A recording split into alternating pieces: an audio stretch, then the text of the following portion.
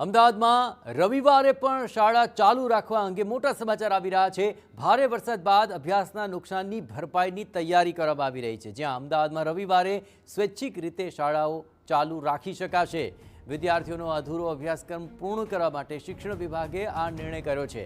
ચાલુ મહિનાના રવિવારે શાળા ચલાવવાની છૂટ મળશે। જિલ્લા શિક્ષણ અધિકારીએ શાળાઓને પરિપત્ર કર્યો છે। શાળાઓ સંમતિથી રવિવારે વધારાના વર્ગો લઈ શકશે। વરસાદને કારણે જાહેર થયેલી રજાઓની પણ ભરપાઈ કરાશે। અભ્યાસમાં પડેલા આ વિક્ષેપને દૂર કરવા માટે નવી વ્યવસ્થા વિચારાય છે। જાહેર રજાના દિવસે શાળા ચાલુ રાખવાનો આ નિર્ણય યથાવત રહેશે અને આ નિયમ મુજબ જાહેર રજાએ શાળા ચાલુ રાખી શકાશે નહીં।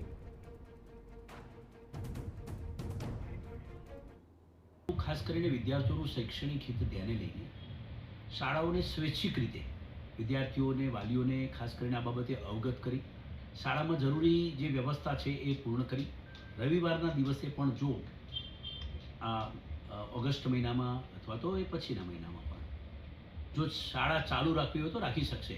ખાસ કરીને એ પ્રકારે અમે આજે પત્ર કર્યો છે।